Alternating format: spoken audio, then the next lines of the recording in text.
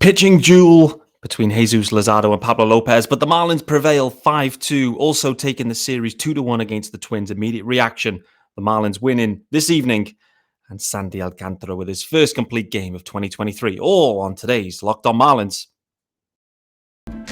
You are Locked On Marlins, your daily podcast on the Miami Marlins, part of the Locked On Podcast Network, your team every day.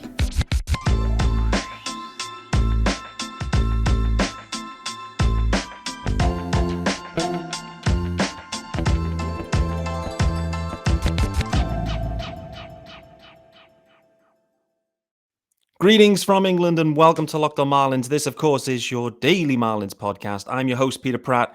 Hit me up on Twitter, of course, guys, at Miami Marlins _UK.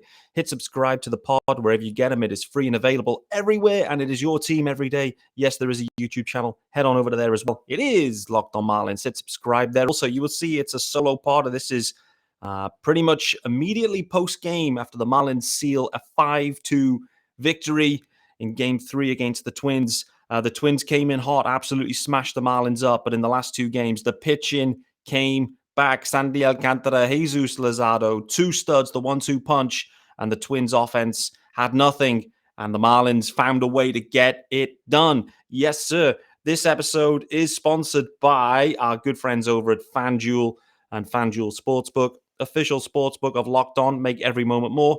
You can visit fanduel.com/lockedon today to get yourselves started. And where are we going to start today? We're going to start with today's game. Yes, sir. It was a UK-friendly game on a Wednesday. And boy, oh boy, it was the pitching duel we were all expecting, dreaming about maybe. I didn't want to see Pablo Lopez blown up. I definitely didn't want to see Jesus Luzardo blown up. Neither of them blown up. It was Ks galore for both of them. Pablo Lopez finished his outing in the seventh inning, striking out the side. It was the heart of the Marlins order as well. So it was a really strong outing from Pablo Lopez. Great to see. Gave up the early home run to Jorge Soler. More about him later. Jesus Luzardo, though, again, it was a really similar kind of outing to his first time out, actually, where started really strong, then labored in his final inning, which was the same today. But overall, Jesus Luzardo finishing today with a stunning line, to be honest with you. 7 innings in total, 5 hits. 1 run, it was earned. 1 walk, just the 1 walk, and 10 Ks for Jesus Luzardo. He's sitting there with, after 2 starts, he's sitting there 1-0 with an ERA of 0.71. Jesus Luzardo, baby, is absolutely en fuego. And listen, the Marlins, they have got themselves a stud. They needed someone to step up into Pablo Lopez's number 2 spot, and Jesus Luzardo is absolutely doing that. The question then comes as the boys head over to New York. We've already faced off against the Mets once to start the season. They've had a bit of a rough go of it in Milwaukee. So it's going to be their first time playing at home for the Mets. But it's going to be really interesting to see what the bottom part of this Marlins rotation can do against the Mets. What can Edward Cabrera do? Can he minimize these walks? There was way too many walks first time around. And there was too many walks for everyone. So hopefully the boys will get in the groove. Can Trevor Rogers bounce back as well? And who's going to be in that 5th starter role? We don't yet know that. Is it going to be Braxton Garrett? Is it going to be Dan Castano? Wait to see. But overall, the main takeaways here from this Twins series and the game, particularly today, it was a pitching duel, no doubt. But the Marlins were tied in the 8th, and they found a way to get it done. Mean Gene Segura with pretty much a swinging bunt. It was a grounder, but he set off immediately. Carlos Correa decided to put it in his pocket. Then I think it was John Birdie gets on base with a well-hit ball to right field, which was nice. So 2 runners on for the Marlins at that point. Luis Arraez came and had the opportunity to drive him in. He couldn't get it done. Pinch hitting. He had the day off today, Luis Arraez. Then you go to Brian De La Cruz, who was in the game playing at center field, and he was playing at center field because Jazz Chisholm Jr. exited the game in the 1st inning. Boy, oh boy, more about that in a second. But in terms of the offensive side, Brian De La Cruz gets it done, drives one straight up the middle, scores 1. The Marlins still have 2 runners on. Jorge Soler then with his 2nd bomb of the day. Another bomb for Jorge Soler, 3rd bomb of the year. And this is exactly what they need to see. You've seen a multi-home run game from Jorge Soler today. Yesterday, the Marlins, they won it 1-0. Where did the offense come? A solo homer, his first of the year from Avisail Garcia. This is it for the fish. Pitch well. Starting rotation. Pitch well. And if the heart of the order, and what I mean by that is, if Avisail Garcia and Jorge Soler, 25% of this Marlins payroll, if those boys can hit homers, drive in runs, then this team has a chance. They have to go. Those boys have to produce. They have to. There's no other way. If they don't produce, this Marlins team is going to be sunk. There's not going to be enough offense and enough production. Overall, encouraging signs, particularly from Jorge Soler. He looked okay in spring. Carried that through, I would say, into the start of the season. Avisail Garcia, slow in spring. Very slow. Slow in 2022. Better body. But 2 for 4 day in game one. Then the home run yesterday, the game-winning home run. So encouraging signs also for Avisail Garcia. Let's talk about Jazz Chisholm. He was in the leadoff spot today. Luis Arraez not in the lineup.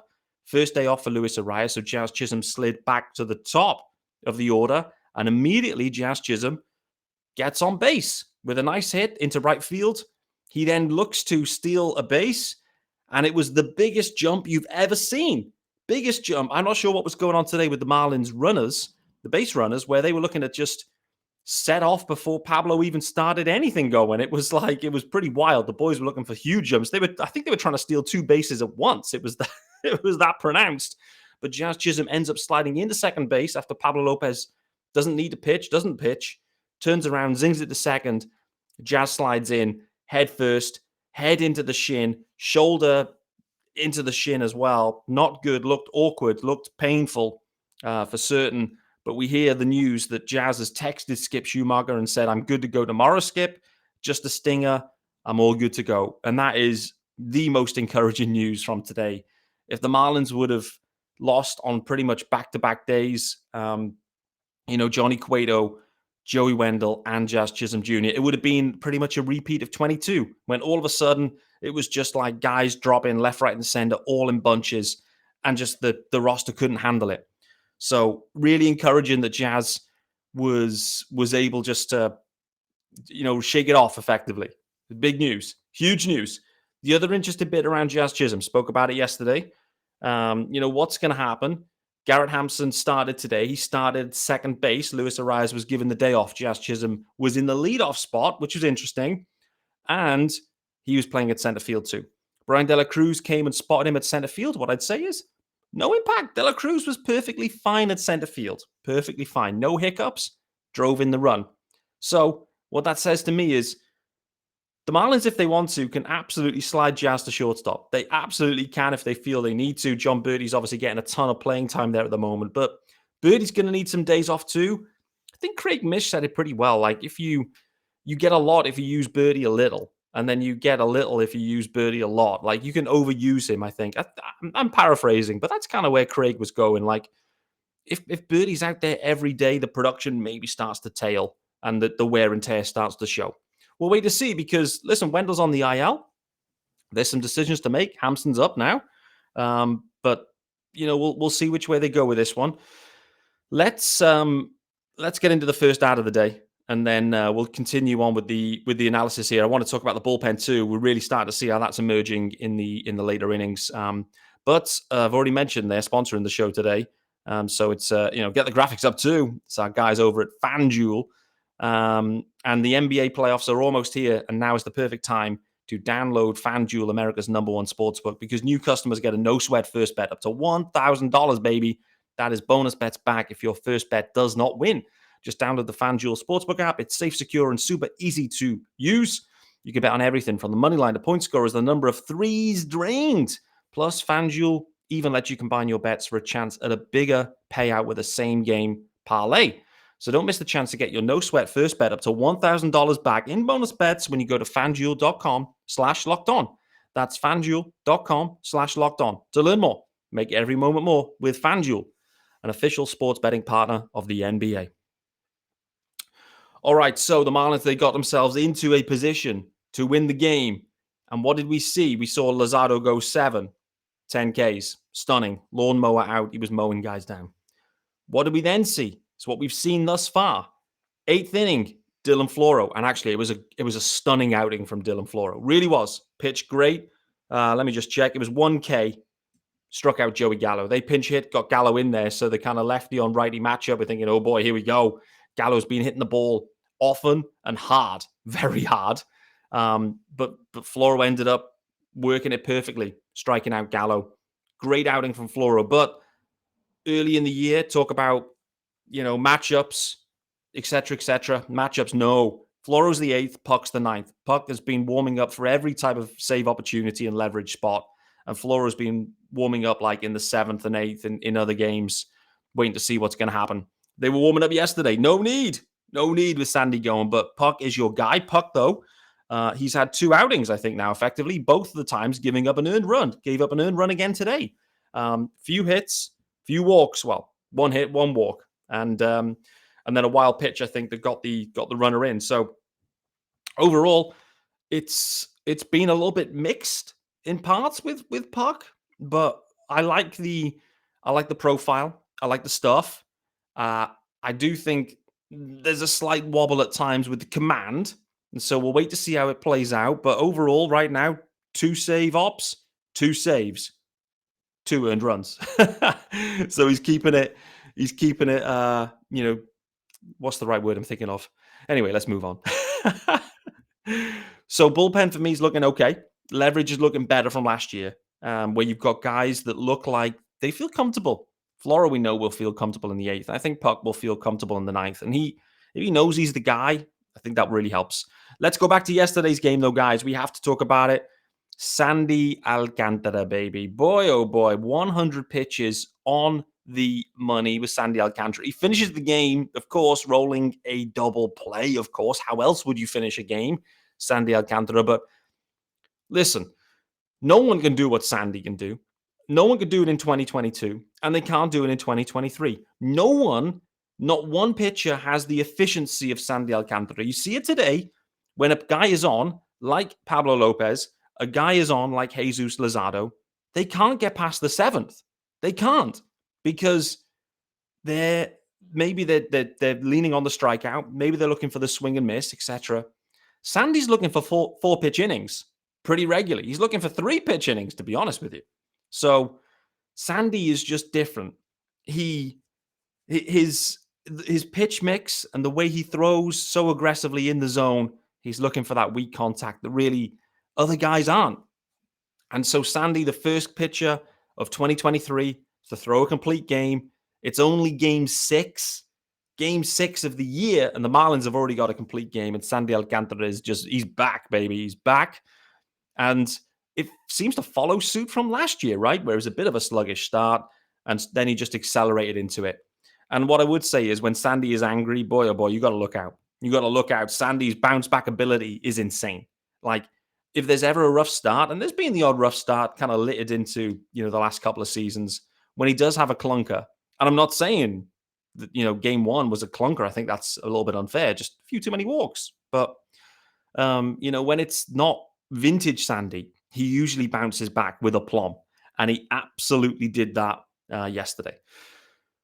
What I wanted to say about yesterday's game 2, and I talked about it on my 60-second rundown, that's how quick the rundown was. I mean, nothing really happened in the game. I mean, Sandy was just a stud.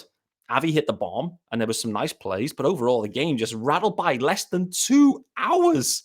The game was so fast. And today's game, almost like it could have beat that too. It was so efficient. This is the thing with the Marlins pitchers. When these boys are on, they're just motoring through. And these games get so quick. Plus, when they're playing against the Marlins offense at times too, that's motoring along too. So there was a chance this game could have gone less than 2, but it didn't. But as the game was really motoring on, it was wild to see. At one point I thought this could be an hour and 30 minutes. I made a coffee this morning, and when I was watching the game, I made a coffee, and literally I missed an inning and a half. That's how quick it went. I think Sandy had a 4-pitch inning, and I missed it completely, which is wild. But for the Marlins, though, the other key thing that I called out was I think the defense is settling in.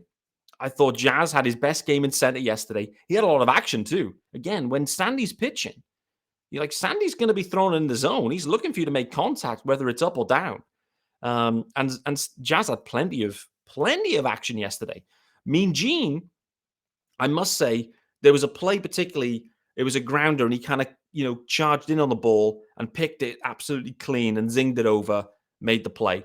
He did slightly bobble one, which was the first hit that Sandy gave up. At that point, I think he was on for a perfecto, if not a no-hitter. I can't recall. I think it was still the perfecto was on, maybe in the fourth inning. And Mean Gene kind of bobbled one slightly. But overall for Mean Gene, and today he had a ton of work going on there at third at the hot corner. And I think it's when you've got the lefty going, Luzardo is throwing those kind of, the sinkers in or the sliders in or whatever it might be. Like the guys are turning on him and you're going to get a lot of action at third. And Mean Gene definitely was. What I'm going to say about Mean Gene is he can absolutely handle third. No doubt in my mind. The arm absolutely plays. In advance of the year, I was nervous. I was suspicious about this. I was just thinking, boy, oh boy, this could go terribly wrong. And I think the Marlins they've identified the guy and thought he can play third, he can handle it. And they were absolutely correct. Absolutely correct. We need to see a bit more with the stick. It's been a lot of ground balls. The ground ball rates are so high. It must be like 80-85% ground balls from Mean Gene right now. So we need to see a touch more from him offensively, but defensively, I feel satisfied. I feel very satisfied with Luis Arraez at second base. I'm very intrigued to see what happens with shortstop. I really am with this Wendell situation, not knowing how long it's going to be. And again, like we saw today, you can take Jazz out of center field and the defense just doesn't drop away. It's not like De La Cruz or Jesus Sanchez can't handle the position. They can. They can handle it fine, to be honest with you. And so you then think, well, do you play Jazz at short because you have some athleticism and the stick? Plus, you then get the extra stick in the lineup by getting one of the outfielders in playing center field too. So you then end up with, let's say, well, you could end up with Jesus Sanchez, De La Cruz, and Avisail Garcia, plus Jorge Soler with the DH, Garrett Cooper at first, and then the lineup goes. For me, I think if Jazz is playing at short, then the lineup has a little bit more power in there, I would say. But, from Birdie's perspective, we can't knock Birdie. Like when Birdie's playing and he's playing well, Birdie's he's a big threat. He really is. Hit today for Birdie. The other thing, just thinking about John Birdie, is the stolen bases. And the Marlins finally get some stolen bases rolling. They've been a little bit sluggish on the bases. Like they obviously had a lot of guys on base and were stranding all of them. But as we've kind of gone into the last couple of games, they've started to run and be a little bit more successful. Obviously, Jazz today was caught. So was Mean Gene. But Jesus Sanchez with a stolen bag. Mean Gene got a stolen bag yesterday. So the Marlins are starting to run a touch, albeit today it was a little bit unsuccessful. And they were just kind of like going. It was like there was a clock or a buzzer in their, they had PitchCom or something in their caps. And as soon as they hit it, they were just like, hey, let's go. And it seemed like they were running really, really early. So both Jazz and Mean Gene picked off. And obviously it led to the Jazz exiting the game, as we know, not totally serious. And he expects to be back tomorrow for the game against the Mets. So overall, listen, the Marlins, they have got back to winning ways. They're on a 2-game win streak.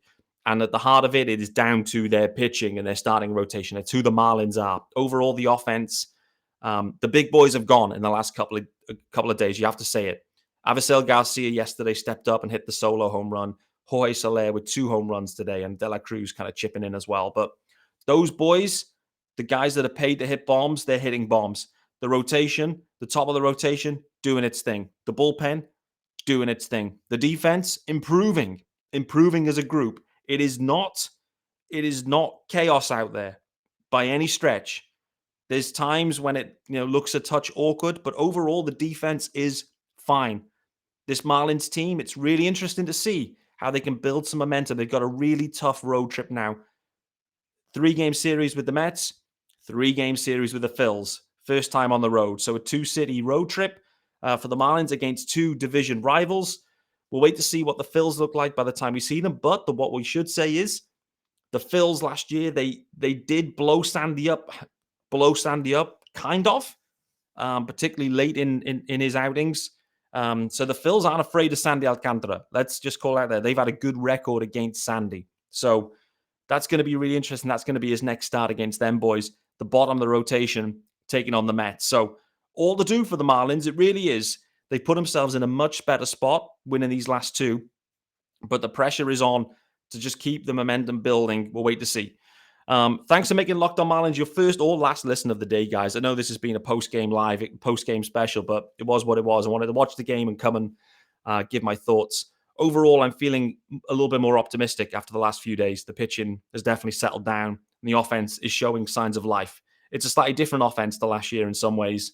And, I absolutely love Luis Arraez in there, and him not being in the lineup today made me feel nervous. Then Jazz exits, but the Marlins still find a way to win the game without Arraez in the lineup and without Jazz. And for me, that is a big, big plus. Look forward to seeing you tomorrow, guys.